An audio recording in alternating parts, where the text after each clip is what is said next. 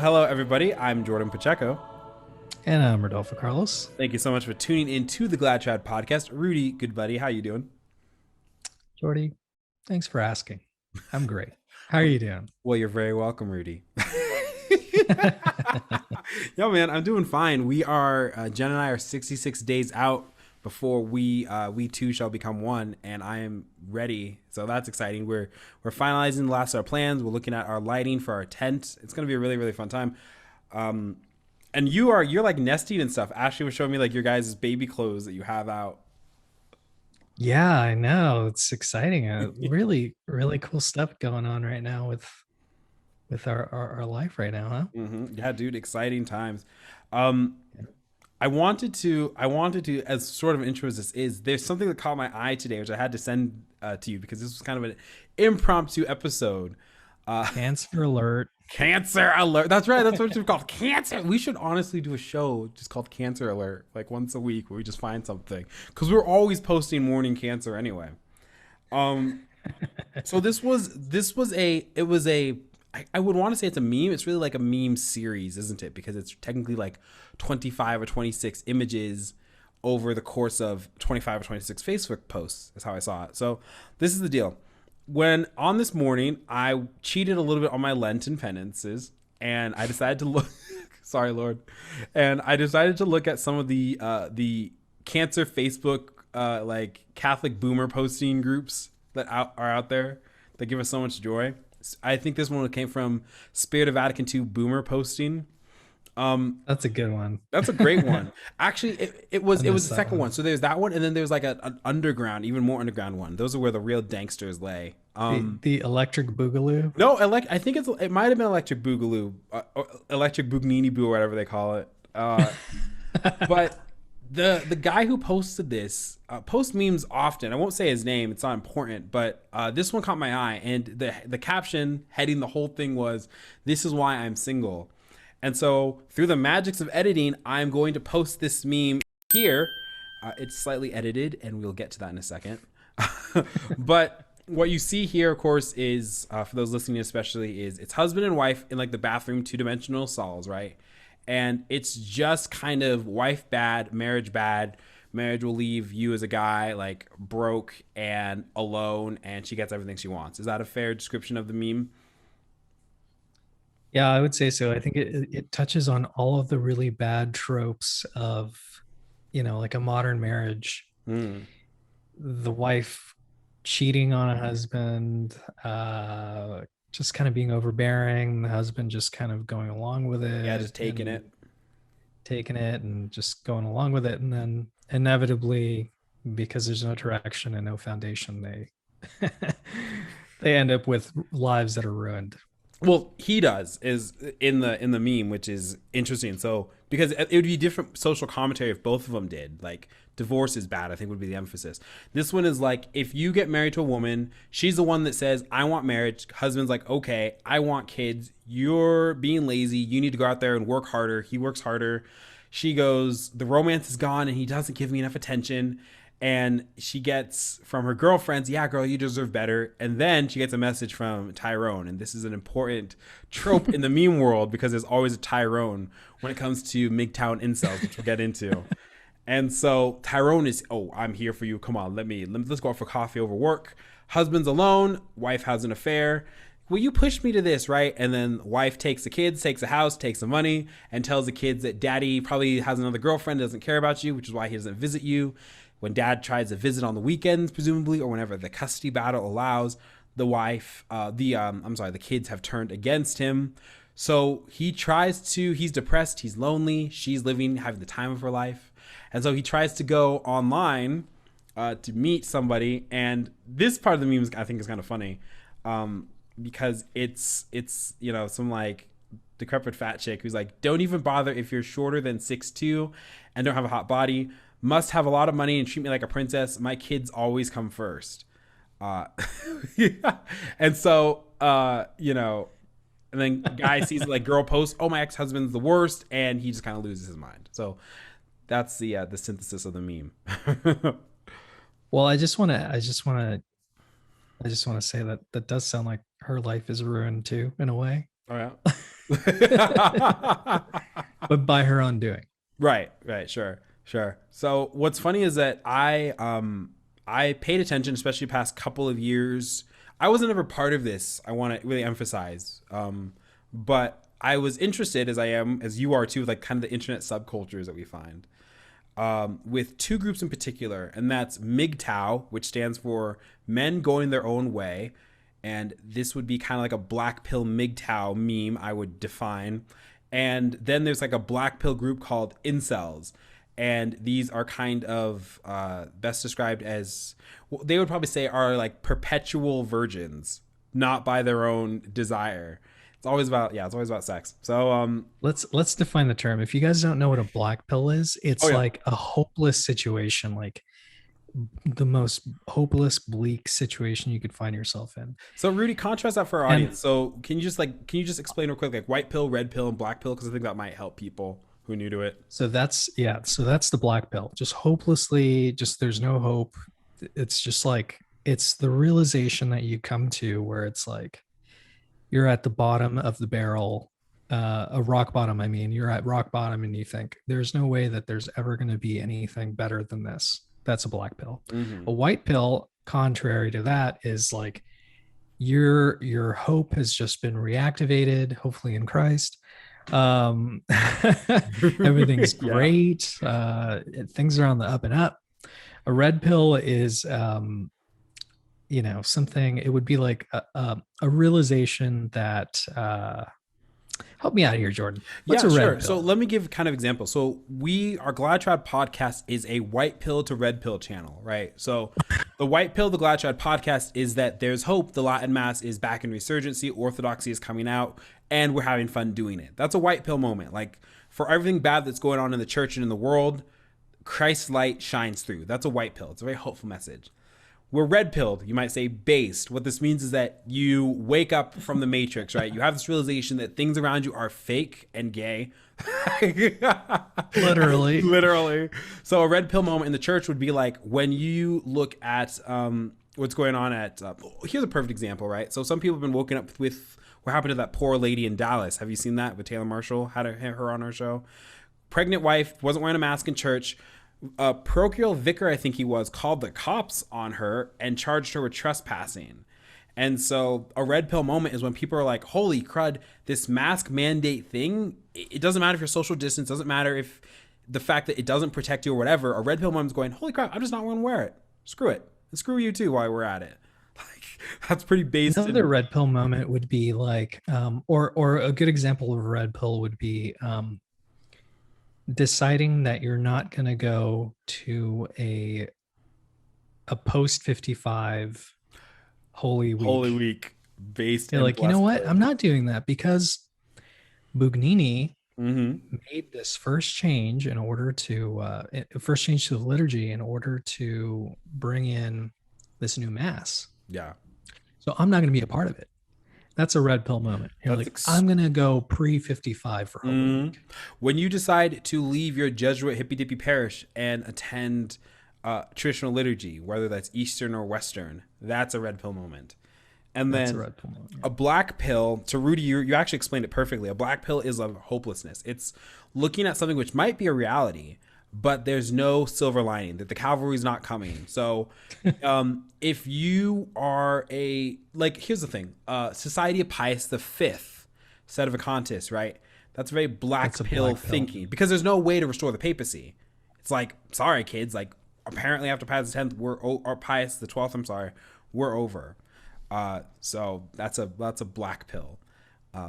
So it's important to kind of make those distinctions. And while we're on distinctions, before we kind of break down this meme and talk about some points, I wanted to kind of explain some of the internet camps that I just put in. So I said MGTOW and Incels. This meme I'm going to be kind and say is more MGTOW. MGTOW stands for Men Going Their Own Way. On a historical note, they're essentially a response to the rampant abuses inside third wave, all feminism, but especially third wave feminism.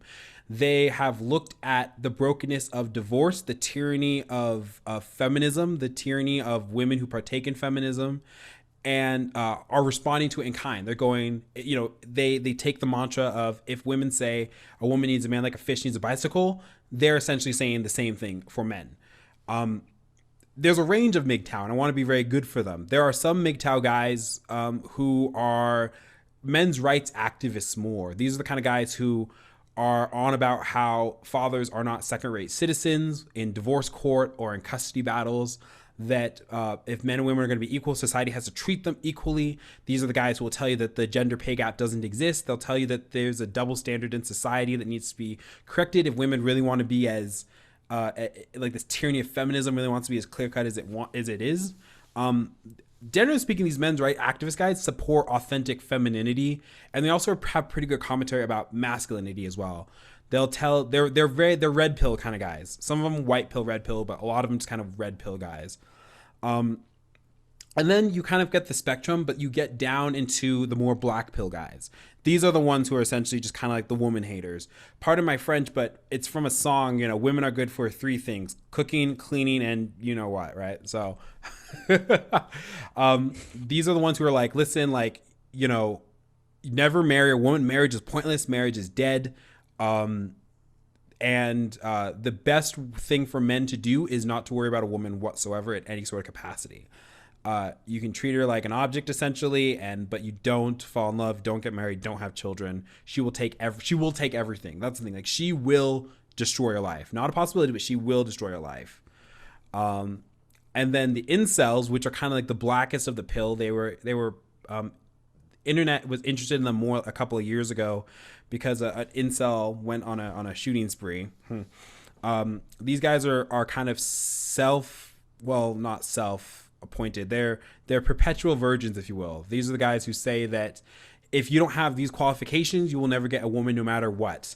There are a couple of like YouTube documentaries on them which are absolutely fascinating. And they have a kind of a whole range themselves. Some are way darker than others. But generally speaking, it's kind of a decay in the society, I think. Like, this realization that we've had this tyranny of feminism and we've had this loss of authentic masculinity. So you're looking at a lot of people who are the end of their generational lines in a lot of ways. And instead of focusing inward, which some of them do, a lot of them focus outward. Well, I'm not 6'2", and I'm not a Chad or a Brad or a Tyrone, which is the terms they use. And I, if I'm not, they say 6 feet, 6 figures, and there's another 6 in there, 6 inches something, but then it's worthless. So anyway, that's just like the history lesson of where something like this sort of meme might come from, I should say. Yep. Pencils down. Now the thing that really attracted me, and you can speak to this because you just got married, but this was on a Catholic kind of meme page, and I know that we like spoofed the Novus Ordo and kind of the worst of what's going on in the Curia out of it, but I thought this was a particularly hot one because there's some anti-Catholic elements, I would say, Oh yeah, definitely. I mean, I think the premise is completely wrong. Like, if you're Catholic and you have a really serious Catholic foundation, these sorts of things typically, I would say typically, because there's always exceptions to the rule, but typically they wouldn't be on your mindset. Like, like, God made me not 6 feet tall. Well, I'm going to do the best I can. Yeah. Right. And I understand that marriage is a covenant and that there's a unitive aspect, but mostly it's for the procreation of the human race. Mm-hmm. So it's not just, I'm just gonna go and bang some chick and that's our whole relationship. It's awesome. Yeah. So yeah, there's definitely some anti-Catholic stuff on there, which is interesting to see on that sort of page. Out of all of that, because I'm not on Facebook anymore, but out of all of the meme pages, I do miss going on there. Start the day there and find some really funny stuff on there. I mean, it's just like-minded people. So that's right. Well, with a couple caveats, I think that there's a real conversation, obviously, which is that we are in a culture that has been taken over by like the three isms, right? We've been taken over by modernism, communism, and feminism. And modernism is the synthesis of all heresies. And so you do kind of, I believe, I know you believe that there is this kind of attack on authentic masculinity, certainly, and also on authentic femininity. It's funny, like talking to girls who go to Latin Mass, especially, and they'll tell you how much like the pill or some sort of hormonal contraceptive is just pushed on you like water. Like that's like the solution to all your ills. The moment that you start hitting puberty, that's what's pushed. And for guys, like we know that men and women play by different rules. Jordan Peterson did an interview with Vice a couple years ago, and he, they asked the question like, can men and women work together? And he was like, well, it's too early to tell. We'll see. Because there's just a whole different like results of how things are done, and we are in a pretty soy culture. We're in a pretty effeminate culture, which has completely pushed away like women wanting to be women and men actually wanting to be men. So like I see this kind of meme and I'm like, okay, well I get the root, because if you look at the fact that across the culture there's a 50% divorce rate. 75% of black babies are born to single mothers. Poverty is increasing. Masculinity is under attack. We're slaves to pornography and video games and anime and fast food and all these sorts of things. Yeah, you can kind of black pill yourself really easily, especially if you find like that community. We're the most isolated we've ever been, technically speaking. People feel the most isolated in all of history. I think it's just a sense of godlessness, dude. Like, I don't know. Like, I see inside those groups like MGTOW and stuff, like some of them are, again, like are kind of white pill guys, but there's this kind of sense of looking at the secular culture and realizing that it's decayed, but not having a solution on how to fix it. Yeah, I sympathize with that to a degree. Yeah, you look at the culture and you say, well, how in the world am I going to affect any sort of change into the culture? I'm just one guy. And how is it possible that if I got married, that I'm somehow going to restore the culture or something? I'm just one family, right? Mm-hmm. And I think that's like a dangerous mentality to have, because you're looking outwards, and instead you should be looking inwards and saying, okay,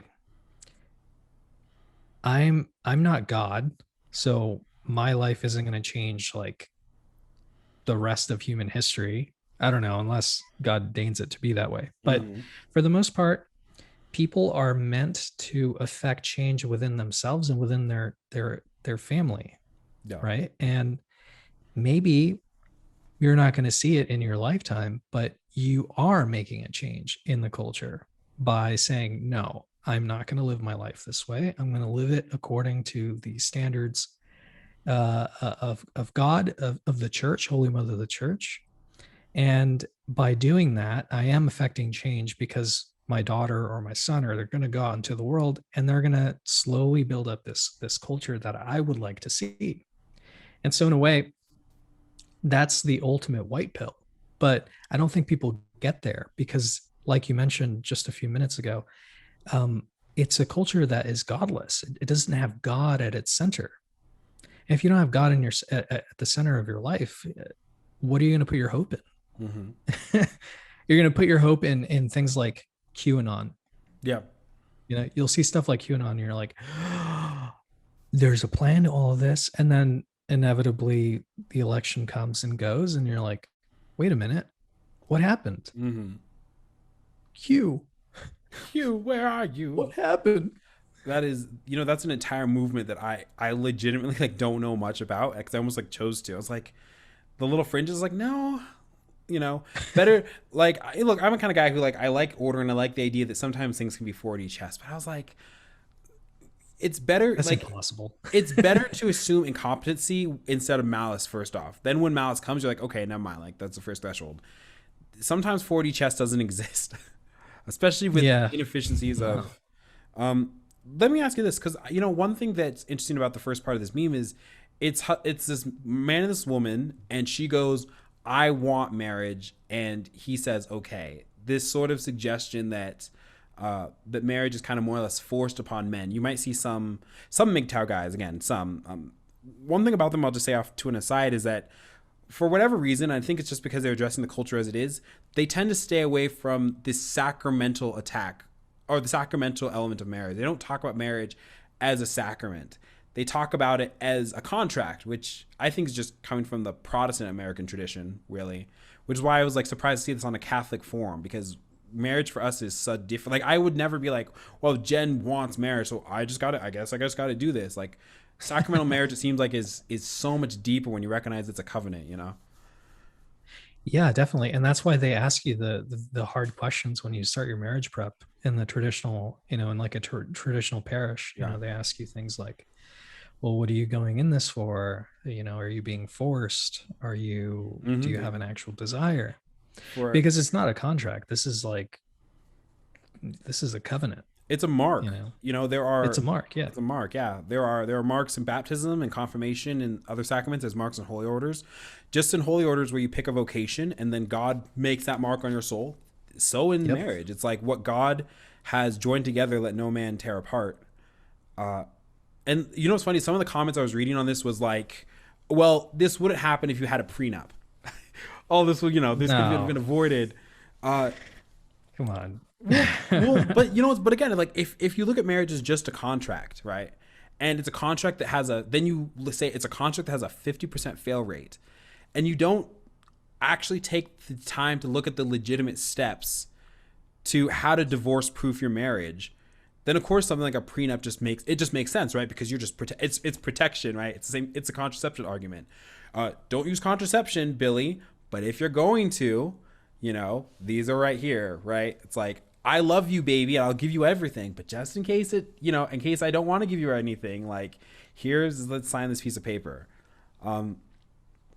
Now, I'll be perfectly fair though, dude. Like, it seems to me like for the past 50, 60 years we've been in this mess, Protestants and Catholics alike just have not had a clear understanding have not been able to produce a clear understanding of marriage to the culture, because these divorce rates aren't coming from atheists and agnostics. They're coming from Protestants. After Vatican II, right, the annulment rates went through the freaking roof. And that's where people started thinking, oh, well, an annulment's just like a Catholic divorce or something like that, Yeah. Yeah, I wonder why that is. I mean, obviously it's poor catechesis. Yeah. I mean, you could always point to that. I want to ask you this, but I don't do it. It'll be like kind of like an off topic thing, but okay. I'm curious, like, mm-hmm. People call this a fallacy, but I'm not sure that it is. Have you heard of post hoc ergo hoc? Like, this happened, therefore this is the result of it. Like slippery slope fallacy. Yeah. Do you think that's a thing? I believe that is a thing. So there's correlation and causation, right? Right. So sometimes we can look at something and go, A happened and B happened and they're related. So clearly A led to B, I think you'd have to give me like the example. Like, what do you think? Like, I do think, like, for instance, like I think the sexual revolution has led to people being miserable, confused, and alone, and put out to pasture on the sexual ethics that bonded the nuclear family together. That's like almost like a given. There's now so many studies, statistics on the effect of divorce and the trauma that it has on children, the trauma that it has on husband, the trauma that it has on wife, that it's impossible to go, people who said in the 60s that it's just sex, free love, it turned out that was deeply flawed and has led to people being more miserable than ever. Like the same people that say, like, relax, it's just pornography. Like, why are you getting in a tizzy? Are the same people who put out these kinds of memes sometimes. Are the same people who go, this is why I'm single. Women bad, but I'm going to get on my phone and pleasure myself to any kind of customization I want. Right. Well, no, the reason I bring it up is because I think that there's a poor catechesis because of the Second Vatican Council. But if you say stuff like that to some people, they're like, well, no, I don't think so. It's like, okay, well, what happened then? What's the other reason why people don't have good catechesis anymore? Right. Well, the answer is yes to that with a bit of a caveat. So I'm reading, Here, let me get it real quick. Okay. I'm reading Priests, Where is Thy Mass? This is written by, or interviews done by Society of Pius X seminarians in about 2005, 3 years before Summorum Pontificum. And it's interviewing priests. All these priests are not part of the Society of Pius X. Some of them are sedevacantists. Some of them are canonically irregular. Some of them are diocesan, right? They're like actually like normal faculties through the bishop, but they just were like, nope, we're just doing the Latin Mass. And a lot of them asked how the Second Vatican Council was received, because at the time, a lot of these priests were like in their 50s, 60s, and 70s. And some of these priests will tell you, because like we asked this question before, I was like, well, why did Lefebvre sign the documents? If we knew like Ottavani was going to like have the intervention and was like kind of, you know, saying this was a bad idea.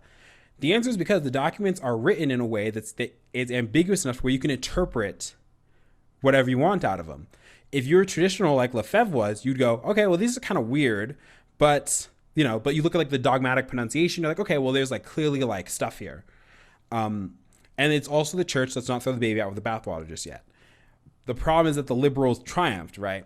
So the answer is, yeah, of course, Vatican II led to bad catechesis directly because it emboldened the men who wanted to tear down the tradition of the church. And this is demonstrably proven just by the fact that the church has completely memory holed the 70s and the 80s and the 90s. In fact, the 90s, it kind of picked it up. The mid 80s to the 90s, it picked it up. But in Lefebvre's, what's Lefebvre book that I'm also reading? I know it's like people are gonna be like, oh my gosh, you've gone so red pill society, but it's like good historical documentation. Is it a letter to confuse? Yeah, open letter to confuse Catholics. Yeah. And Lefebvre is talking about how the Mass has just been completely gutted. And these examples of bishops and priests doing utter like in 2020, we would be so, even if you were just like a normal Novus Ordo Catholic, you'd be completely scandalized. That change was the norm. And so when you have priests getting up there and saying, well, God's a spirit, so technically speaking, you can call him, her, he, she, and this is going on in the 70s. If you get up there, your priest goes, well, this one priest said to my dad, like at a homily, he was like, yeah, the Eucharist is just a symbol. My dad stopped him after Mass and corrected him. And the priest was like, well, I mean, it is, right? So no, you can't tell me that this is not a direct result from the fact that the men who wanted to interpret Vatican II liberally, who knew that that's what their intentions were the ones that dominated. That means demonstrably silly. Right. No, I mean, that's I agree with you 100%. I think the church is going through a massive identity crisis. Yeah. And it's not just the hierarchy, it's also the people that stuck around, you know? And so they're having this identity crisis. They don't know what marriage is anymore because they don't have any good examples of what that is. We're living in a post-boomer world, you know, so they had their Woodstock and, you know, they probably lived their faith a lot looser than you or I, or, you know, the people who are more traditional now. Yeah. Which I think also that's like a rubber band effect, you know, like I think that the experience of my parents that I had of just seeing how they sort of live their life was a big catalyst for me to be like, whoa, like right. I'm going to go the other way. Well, I mean, that's why we're saying like tradition's back with a vengeance, right? Because oh yeah, for sure. I mean, you're technically speaking, you're a child of a divorce. Yeah. You know, and Jen is, and Jen's was like, Jen has scars for sure. Oh yeah. And what's funny that's is a like, sad thing too, is like, it's not just the parents who like go through it. It's also, I mean, and also in the meme, you see the children too. And the children are suffering. Yeah. Because the parents can't get, you know, their life together. They didn't have the right intention in the beginning anyway. And so, you know, they experience the inevitable loss of intimacy with their parents. Yeah, I mean, there's a part here where it's like the kids are like, "We miss daddy," and she goes, "Oh, Yeah. leap! The kids are gonna hate me." And so what does she say? She says, "Your daddy is living a new life now. He doesn't have time for you, and so it's your father's fault because he mistreated me and ignored me for years." And what happens is, oh, your dad is probably out with a new girlfriend while I take care of your kids, and the thing about any sort of stereotype, any sort of meme, is that there's a hint of truth in this. Custody battles are ugly and they're terrible, and children, they show this, right? It's seldom ever, it never is the children's fault, but they always internalize it as if it's their fault that mom and dad aren't together. And then mom and dad will use their children as fulcrums to swing. Oh, well, your father abused me, your father did this is this, and they have dad with the weekend. Dad's like, listen, your mom's crazy, like, you got to watch out. And so what happens is that well, what's funny is you know how much my family grew up watching Judge Judy, which is where I get the which is where I get the quote, fathers are not second-rate citizens. There was a case where the mother was telling deliberate lies about this daughter's father. Deliberate, slanderous, the most miserable kind of lies. And she sits there to this woman and she says, your children are going to hate you someday. Because they're going to grow up and they're going to go, well, I thought dad didn't love us. Dad wasn't around. And then they're going to go. And then if, dad stays on point and if he loses his custody battle, only sees the kids for the weekend, but is like, listen, I'm trying as best as I can. I'm up on my alimony. I'm doing all this other kind of things. At one point, right, when they hit the teenage level, they're going to go, oh, wow, mom lied about dad. And that was a problem. Now, what's funny about that is that if our priest for pre-Cana talks about this, media, books, documentation, the 60s and the 70s into the 80s, divorce was awesome. Divorce was liberating, right? A woman getting a divorce, a woman getting an annulment was a powerful move. And you could never tell her no because it was a blow against the patriarchy, a blow against headship, all that kind of crap, right? In movies, especially too, you don't see that in 2021 amongst any community. Divorce is not something that's treated as cool and liberating and hip. It is treated as something miserable and terrible. And how can we prevent this? Because the children of those divorcees grew up and went, why? Like, what could that foundation be different that would let us have a chance to be a nuclear family? And you see countless times through poor catechesis, like, my parents love each other. They have a good marriage. Just want to preface that.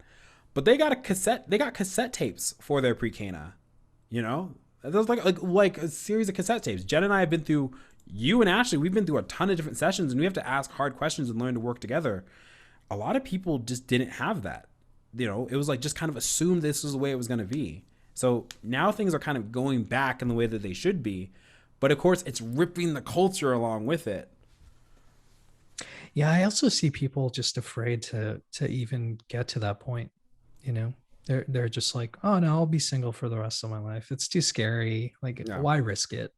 Yeah. There was a call on Dave Ramsey months ago, and the woman, it was the woman was living with her boyfriend, but they had 3 kids, and she was talking kind of about marriage, and he was like, in Dave Ramsey fashion, like, why haven't you gotten married yet? And she like pauses and she's like, well, it's like, it's a big commitment essentially. And he's like, 3 kids. You have 3 kids, paint or get off the ladder. But that's funny. It's funny how like in the culture, like, cohabitation rates are up through the roof. Like, in fact, throughout the entirety of my engagement process, dude, it's assumed from everybody that we're living together. Oh, if I could have a nickel for every time someone said like, oh, where do you and your fiance live? It's like, well, she lives in Elizabeth. and people are like, oh, you guys don't live together? Oh, like, you're not gonna test it out? Yeah. Oh, early in my relationship, my engagement, it was like, you guys aren't gonna live. I had a producer boss, and he was like, you guys aren't gonna live together? And that was his advice. He was like, well, you should live together. And I was like, no. I was like, there's data. That actually makes it worse. That makes it worse. I mean, and what's funny is you can go empirical. The data shows living together is not like a... Also, what does it prove? Like, I hate to break it to you, but I mean, you've been married for a year, so you speak on this, but like, it's not rocket science, No.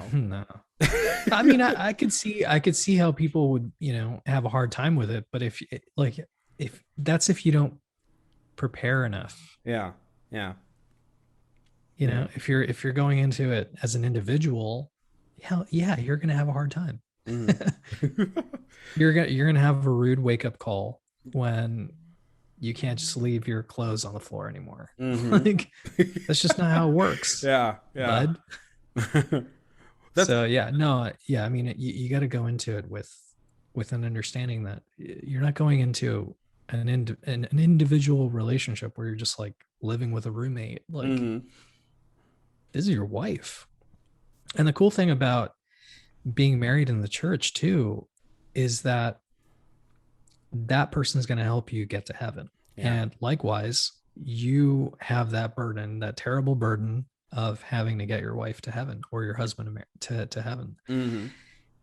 It's tough.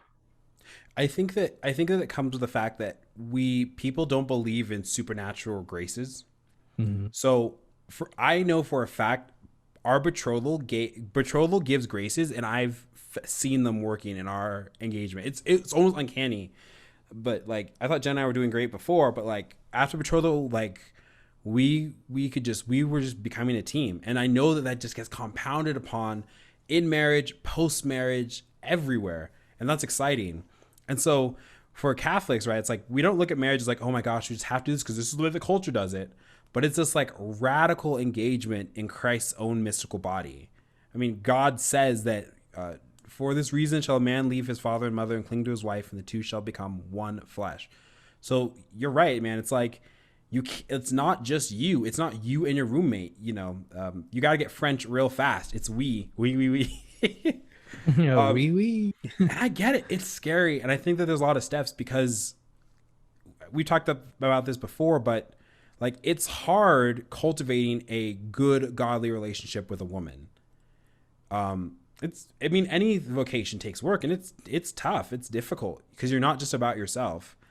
And for guys especially who are like slaves to their passions, for guys who can't put their pornography down or something, like why would you want to go out there and risk rejection and risk having to deal with someone else's emotions and thoughts and feelings, or sometimes how they go overboard and all that kind of stuff, when you could literally just get on your phone and get instant gratification, and you don't even have to buy them dinner the next day or something. That's a huge point, and that's something that we don't talk about in the culture. Like this part of the sexual revolution is like pornography is completely taken over everything. Children are being exposed to it in single digits now. We're both exposed to it young, and it's like, but you can't talk about it. You can't talk about what it does to the brain, what it does to marriage, how so many divorces credit it as one of the reasons that they're going through that or something. Right. I want to say also, the other aspect that makes it difficult to even get to like an authentic marriage. I'll even say that on an authentic marriage Yeah. is, and this is on both sides. It's not just guys, but for the most part, it tends to trend towards the guys. I think there's a perpetual adolescence. Mm. Like there's a desire, like you mentioned just a few minutes ago, um, to be a slave to your passions, but also to you just don't want to have any sort of responsibility. Yeah. You know, you don't want to go into a marriage because it's too much work. Mm-hmm. You're not going to be able to play video games all the time.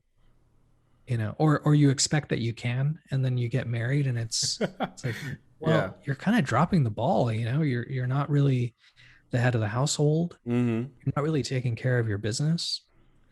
And I'll tell you from experience, because I don't want you guys to think I'm like Mr. Perfect or anything, but there are moments, and there have been moments in our marriage where I dropped the ball, and you can tell there are consequences for doing that. Like you are required to be the spiritual head of the household. Mm-hmm. And if like, you know, it's kind of a bad example because, everybody grieves differently, but like when my dad died, Yeah. everything got derailed. I mean, just like taking care of his estate, you know, dealing with the grief of losing my dad and stuff like that. It just kind of threw our prayer life out of order. Yeah. And you can tell when that happens because there's not the sense of peace in the household anymore that you get when you do have you know, a prayer life where you're connected with God every single day. Mm-hmm. So there's a big lack of responsibility. I see that a lot in guys nowadays where it's like, I'd rather just play video games. I'd rather just, you know, go on Discord and hang out with these people that I'm Hang out never with going to the meet, that boys. don't matter, Yeah. you know. And then and then I was chuckling the other day because I was at Hobby Lobby, and and then I saw some lady with pink hair, and I was like, oh wait, it's not just the guys. There's Yeah. these Right. ladies here who wanna pretend like they're 16, Yeah. and so they dye their hair pink or purple, and then they treat their dogs better than their children, and Well, you know, that they sort of call thing. their dogs their fur babies. Yeah, You know. I mean, it's that sort of thing, you know, like Mm-hmm. you just never grow up, you never get past yourself. I you know, I on this channel I know that like because you and I are both guys, coincidentally, I assume at least you are. You can change your gender anytime you want. But like you know, I'm we have actually Zer. there we go. Is it It's Zer or Zer. It's whatever you want it to be, dude. I mean, a dude, a person who I respect. Um, on this channel, obviously, we focus more on kind of men's issues. We have the series on Catholic masculinity, a couple of videos in there, just because that's what we know. When Yeah. we talk about pornography, it's easier for us to talk from a man's perspective, but we obviously know that it affects a lot of women and in growing in numbers. But also on your perpetual adolescence, yeah, I mean it's easy for us to talk about it from a guy's perspective, but the fact of the matter is that juvenile behavior is on women too.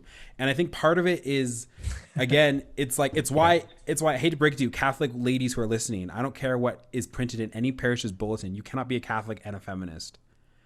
Nope. You can't do. Men and women are equal. They are Despite not that the same. one podcast that happens Yeah. to have both of those words in Mm-hmm. It's it. I'm sorry, but the fact, and like I'm sure that we're going to talk about headship, I'm sure in just a second. I can smell it on the air. But one thing Yeah. that's important is like, you know, God made men and women equal in dignity, but he did not make them the same. And he made a hierarchy in the marriage. So St. Paul writes about this. Genesis shows this. Christ is the head of the husband, and the husband is the head of his wife. And what we see a lot of times is in the feminism and sexual revolution, women said, "Oh, a woman needs a man like a fish needs a bicycle. I can be derelict as a duty." They assumed the bad traits of men. So rather than assuming good traits of men, they did the worst, right? They said, "Well, I can drink, smoke, and whore just like any of the guys can." And any guy who's worth his salt goes, hey, the guys who drink, smoke, and whore aren't good guys. They're not model citizens. And I can divorce and I can wear pants and I can do this and this. And so before you know it, you have a culture which treats men and women, pretends to treat them equally. But really what happens is that when women try to be men, they just happen to be bad men. And when men try to be women, they just happen to be bad women. One of my favorite quotes from G.K. Chesterton is, "Women said they would not be dictated to, then promptly became stenographers," which I've always liked. But no, it's like I like authentic femininity is so beautiful and attractive. There's a reason why sometimes you find like a statue of Our Lady or painting.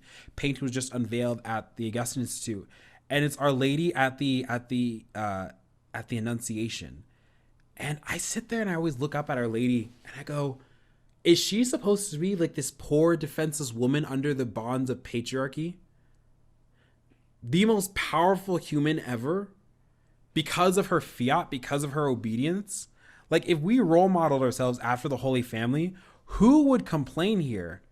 Like, is Our Lady just like, I'm sorry, I don't know. It's like, no, she says, let be done to me according to thy word. And then she sets about her business.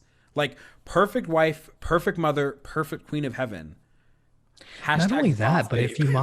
if you model yourself after the Holy Family, which is proper hierarchy, Mm-hmm. you're happy. You Yeah. find happiness Infinitely happy. because you know that you're doing something that's right. Hmm. And things are ordered in a way that it allows you to be yourself. Hmm. It allows a woman to be a woman and a man to be a man, Yeah, that's right. and you feel happy. Now, you tell me if people in the culture today are happy doing the things that they do. No, they're not. And it's so obvious, even if they tell you that they are, it's so clear that it's not, because they're always moving on to something new. Yeah. You know what I mean? It actually blows my mind. I was just thinking about this, that to go to an earlier point, you kind of feel like you get blackpilled and you're like, how am I going to affect any change in the culture? Hmm. But then you look at like how very small amounts, like minority people in the culture as a whole, Mm. like they bring in these strange ideas and then they become so mainstream that it becomes like the norm, Right. right? I mean, who's to say that our restoration of the culture is like not going to eventually happen that way, right? Hmm. I mean, it's just the culture is just going to devour itself until they're going to realize, okay, we're doing this wrong. Yeah. Obviously, we're doing it wrong. There's got to be something out there. Hmm. And I think the more people get uncomfortable with it, they get uncomfortable in their own situations, they're going to be like, I'm doing something wrong with my life. Yeah. And I hope to God that the church is there for them.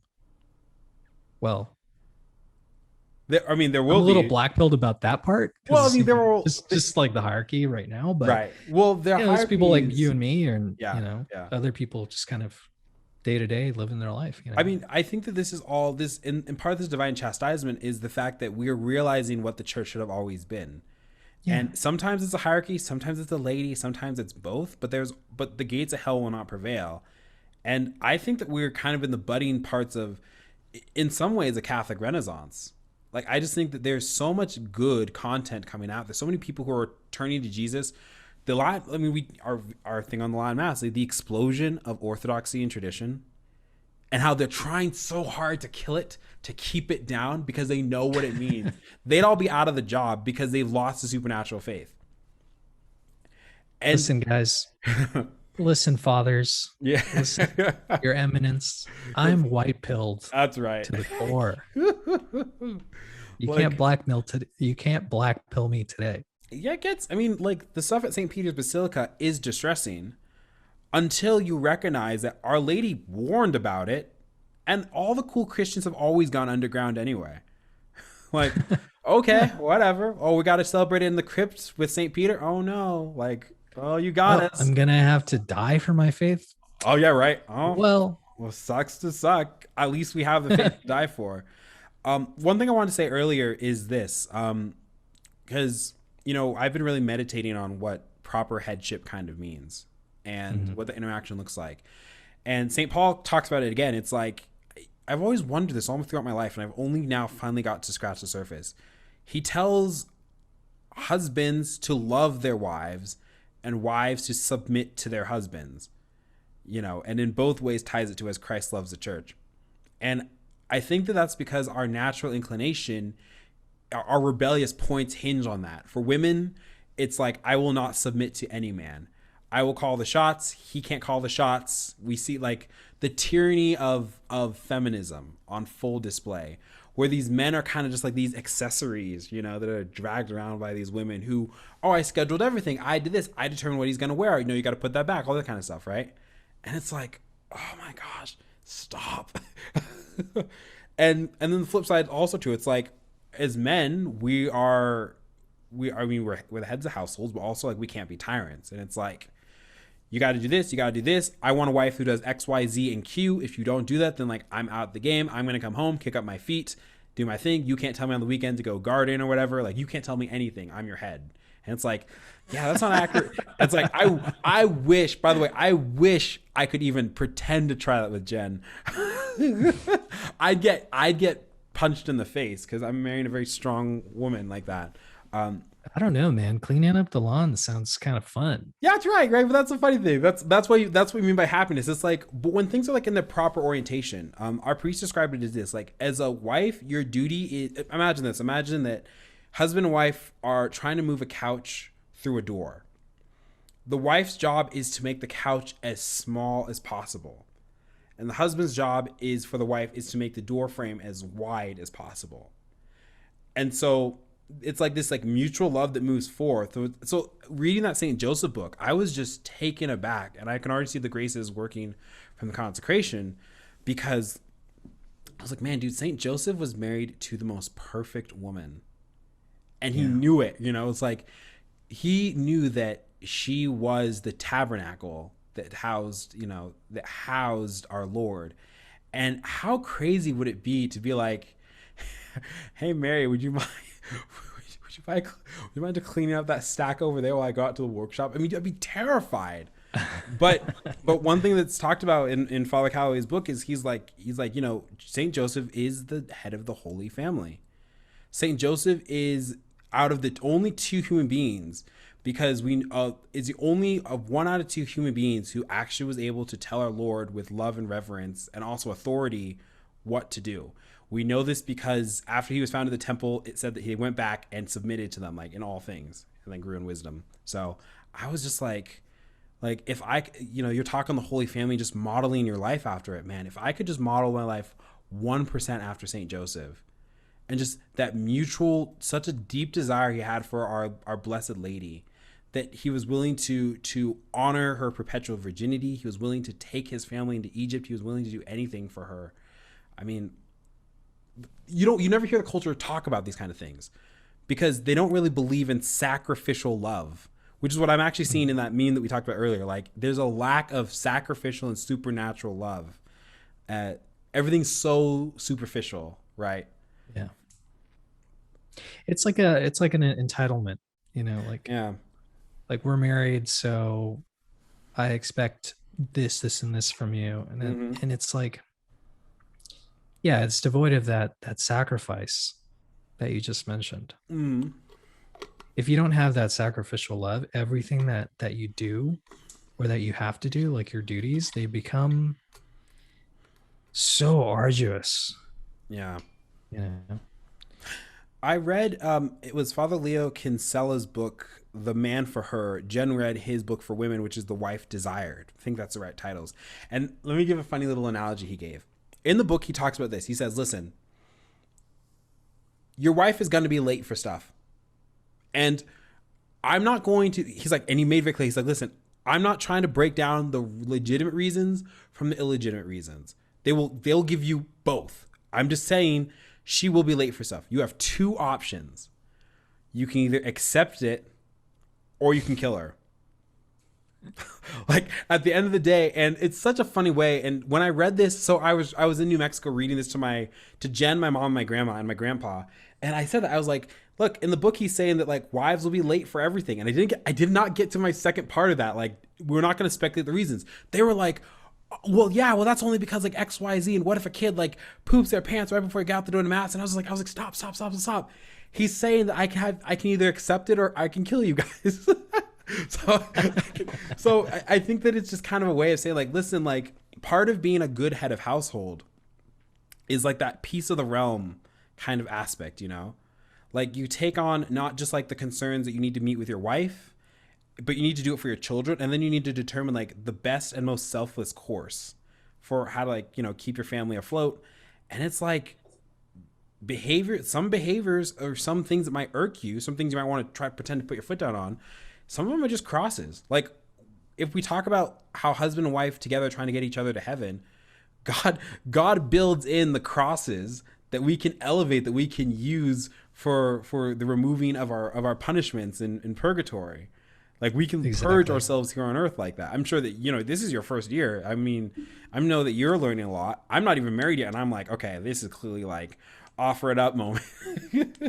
It's exciting for sure. Yeah. Yeah. I think there has to be this awareness too of your concupiscence, and where did it come from? It came from Adam and Eve. Yeah. And we have a perfect example. If we have the perfect example of the Holy Family, we have the imperfect example of Adam and Eve, Mm. where Eve did not have that sort of understanding of hierarchy, where she decided, without consulting Adam, to take from the tree of knowledge. Mm-hmm. And then you see the imperfect example of Adam, who did not have an understanding of his role as headship, as the head of the family, Yeah. and just kind of let her do her thing.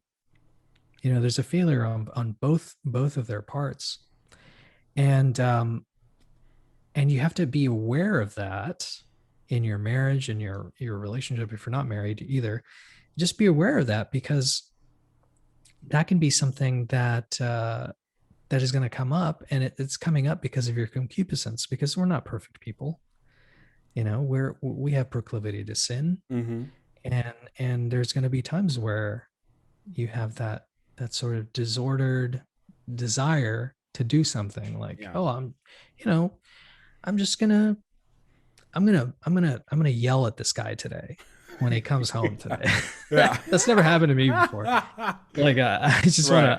want to say, I want to put a disclaimer that has never happened to me before. I can't even imagine what that, because I feel like Ash and Jen are like, maybe they're similar in this, but like if Jen, something's bothering Jen, she's not a yeller, she's a stewer. Yeah, that's me. Like, I'm more inclined to be the yeller. I'll tell you what's wrong.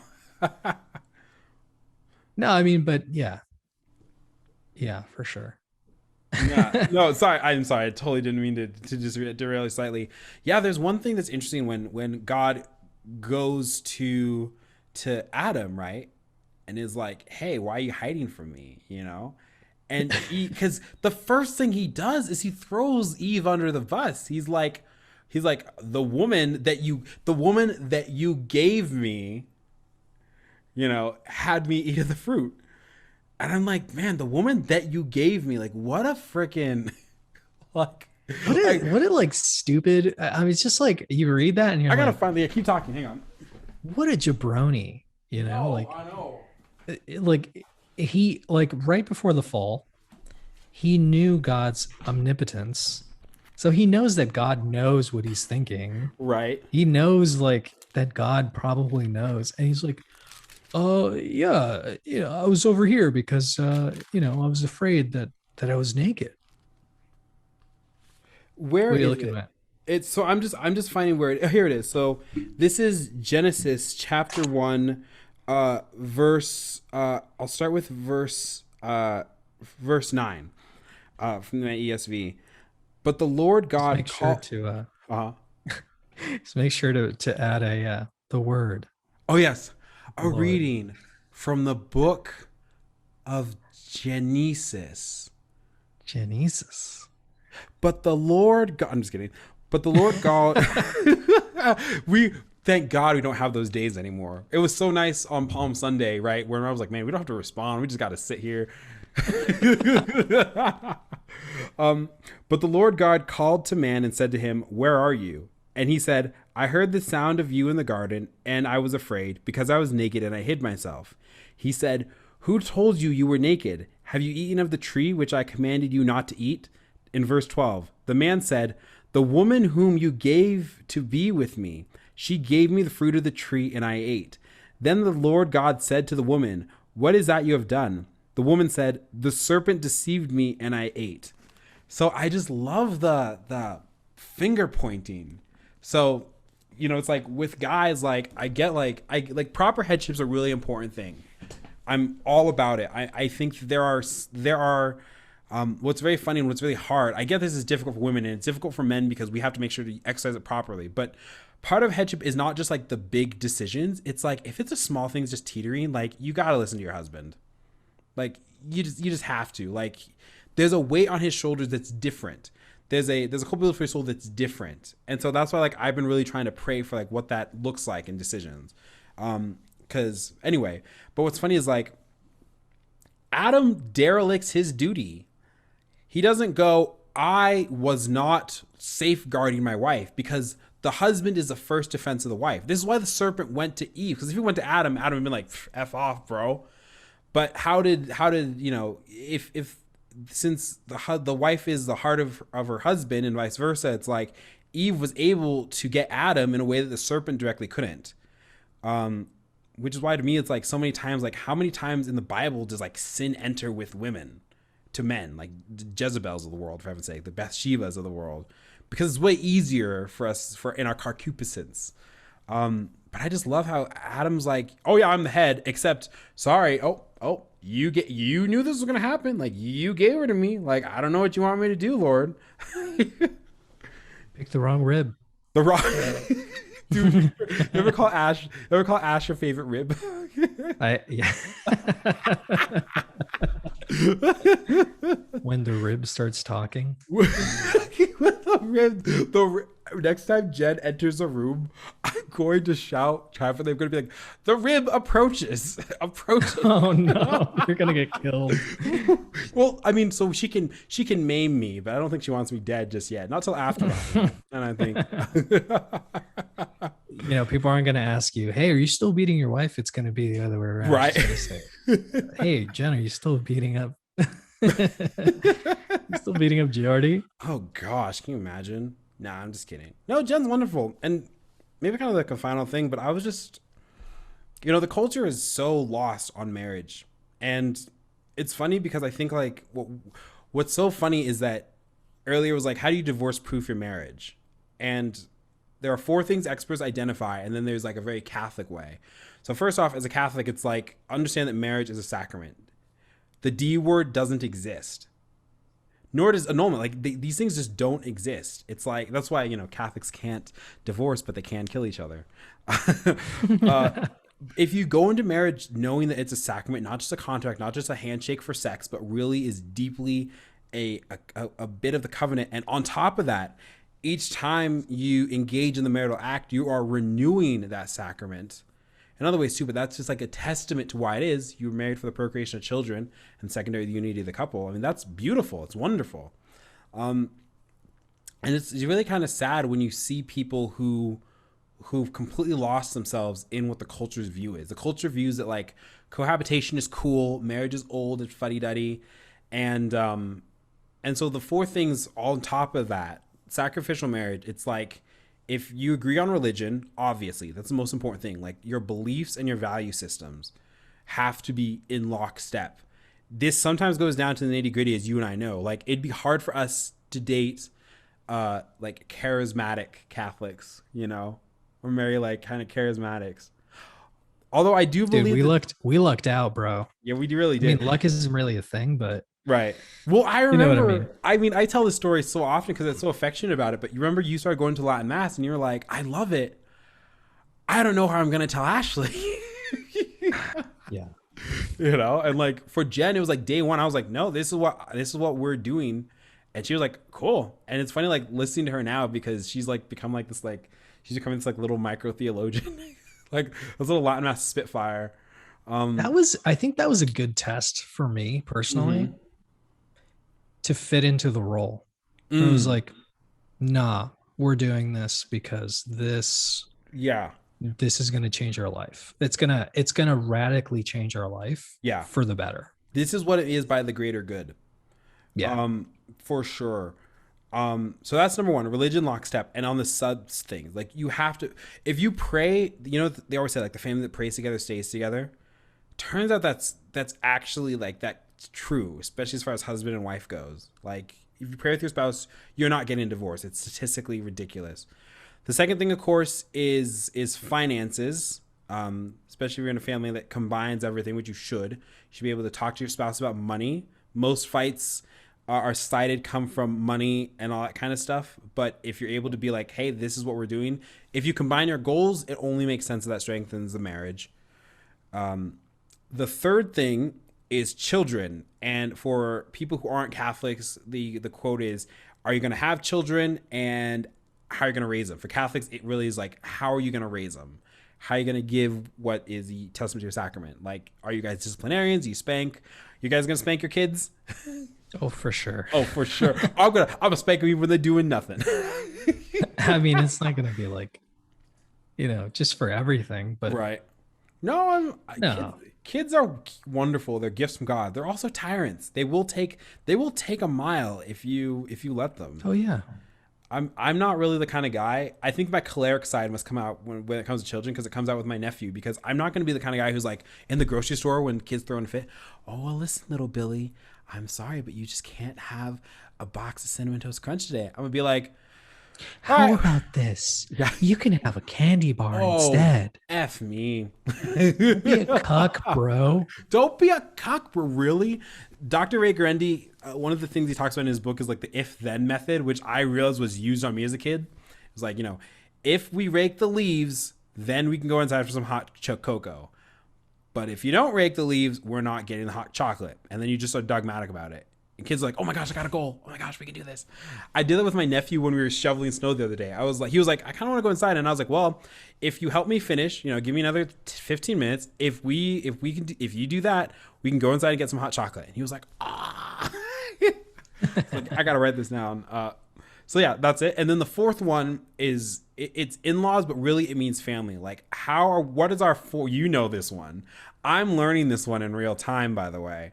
How are we going to, what's our foreign policy on family? Because there's no more Jen and Jordan. There's no more Rudy and Ashley. It's we as a couple. And that's so important too. Like, I think it doesn't just go away in a traditional circle. Yeah. In fact, I think sometimes it gets exacerbated. You aren't marrying your wife or your husband's family. Right. Like, they come with the package, but you're not marrying them. And really your choices have to be made between you and your spouse. Mm-hmm. It's so important. I can tell you that, like, that's one of that number 4 is really important for sure. Yeah. Because if you don't do that, if you don't put your foot down, if you're not accustomed to doing that, if you're just like your whole life, you've been, the kind of person that wants to please, you're going to have problems in your marriage. I promise. I guarantee it. Because it's just somebody's going to feel like, it's not between you and your spouse. It's between like your spouse and your family. Right. And in a way, it's competing with your headship. Mm-hmm. And I mean, and like I said, like, I know that you've learned that lesson. I'm learning it in real time. It's just like, at the end of the day, like, we consult each other on family issues. And especially how Jen and I think how Jen and I look at our lives together, it's going to be a transformation for her, from her background, I should say. Jen grew up moving in and out of different apartments in San Bernardino, California. San Bernardino, for anyone's reference, is one of the poorest cities in the United States, okay? I grew up middle-class gentleman farmers, hicktown, middle of nowhere, 3 acres, always plenty of trees. So we're shaping up for what I kind of consider is, God willing, will be kind of a nice, kind of more countryside, middle-class lifestyle. And that's different. That's a different thing from like what her immediate family might be used to too. And so I know that there's just kind of stuff, this the habit of families are, where I'm already like, Jen's tasked me as head. She's been like, listen, like, I really need you to be my emotional guardian on this stuff. And I'm like, you gave me a mission, baby. I'm freaking on it. Like, open, shut, yes, no. She is my wife, and it's like, I can take. You're gonna do great, bro. I mean, you can tell I'm like mad just thinking about it. But like, if you dwell on it too hard, it's like, I know. Well, I have you to thank, because like you gave me a kind of a trial run, so you're living vicariously through. That's right. No, but it's true. It's like the moment you learn like how to draw boundaries, healthy boundaries with family is uber important, especially when you're married, because it's like you are in an extent marrying into a family, but you're right. Like you're marrying your wife. You're not marrying her mother-in-law or her anybody's, right? You're marrying her, and vice versa. It's also fun to say no, isn't it? It's freaking fun to say no. As long as you do it in a charitable way. Oh, yeah, it's very charitable. There's been moments where it's like, all right, take a step back. Right. Yeah, like pump the brakes. I told Jen, I'm like, there's some stuff I'm like, listen, I'm support class on, like, like, I'm behind you here, like, do this, I'm with you 100%, but like, I know it can't come from my mouth. Yeah. Because I'll be the bad guy. Duh. So, cool. Well, I'm thinking also of I was going to well, Ashley and I just went to one of the SSPX does like a little like marriage retreat Oh kind yeah, of class thing yeah. here in Arcadia. And it was put on by Father Burfitt. And there's like 6 classes, and I think that's for the preparation of the people who are engaged. But he invited anyone who's married, so we just figured, let's go pop in and see what they're talking about. What's poppin'? One of the things he said that I really took away from that little meditation was that he suggested that you should make your house a little Bethany. Jesus loved to go to Bethany to see Lazarus and who's the other one, and Mary. Mm-hmm. Not Martha. They were his friends. He loved to be there. So your home has to be a little Bethany where Jesus is there, Mm-hmm. and it's an enjoyable place to be. You know, that's really important. Yeah. That's really important to cultivate. Yeah. I finally picked up, I've had Theology of the Home on my mantelpiece forever, and I finally kind of picked it up, and I was starting to actually read it. Yeah. It's a nice book. It's a nice book, and it's so good on how the home is culturally, theologically, everything is the center point. We always are trying to go, like when we talk about death, we say that we are going home, right? We're returning to the Father. When someone converts or reverts, we say, welcome home. Daddy's home. I'll be home for Christmas. And home is where the heart is. And how poetic we describe home, even if it's a messy home, even if it's not the most perfect home, the most luxurious home, but it's always home. You and me, we're homies. Oh yeah, that's right. The boys are homies. That's right. It's right. And so I just feel like part of building back that traditional culture is really returning domesticity to its proper pedestal. I think the home front is wonderful. Jen wants to stay home with the kids when we have some, and I think if that's possible, I'd love to. I can tell that that's really like where her heart is, and she really wants to be like a homemaker. She has really good ideas, and she knows that it takes work, and I know that it takes work, and so it's something that speaking of which, little miss is calling me now. It's something that I don't want to take for granted ever with her, because I like the whole bachelor pad thing, but I'm also really excited to kind of shed that a little bit.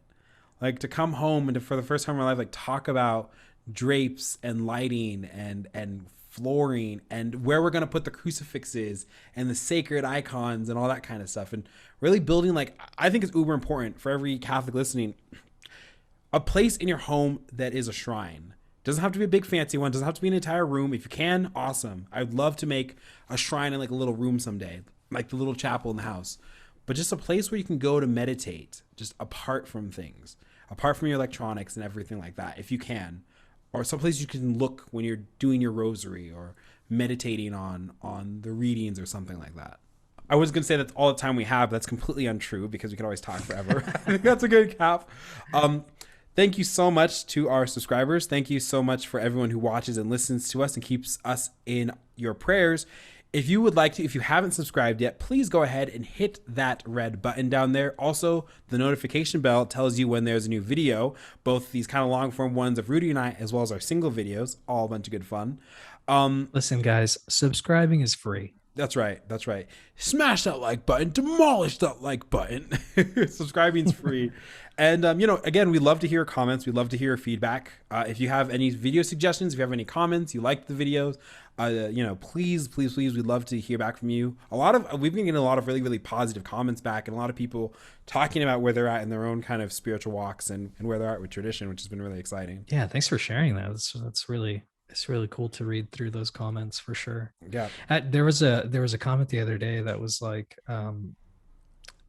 there was somebody who was a Catholic wife, or she's engaged or something like that. And she was looking for a video on how to be a good Catholic wife. So maybe we can have Jen and Ashley on and talk about it. I remember that.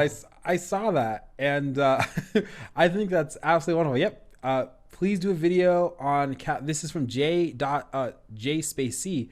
Please do a video on Catholic women being wives. And I was like, yeah, that's something that I definitely need to talk to my your wife and my fiance. If we wait short enough, she'll be wife too, because I think we could get a round table, you know. Yep. Yeah, just absolutely excellent. So thank you to all of our subscribers. Thanks to all the people who listen. If you like this, please, besides keeping us in your prayers, which is the most important thing you can do for us, sharing this video to family, sharing this video to friends, getting the word out is really, really helpful for us. I think that about covers it. So from us here on the Glad Trad podcast, God bless you and may keep you. We'll see you on the next one. Adios. See you later.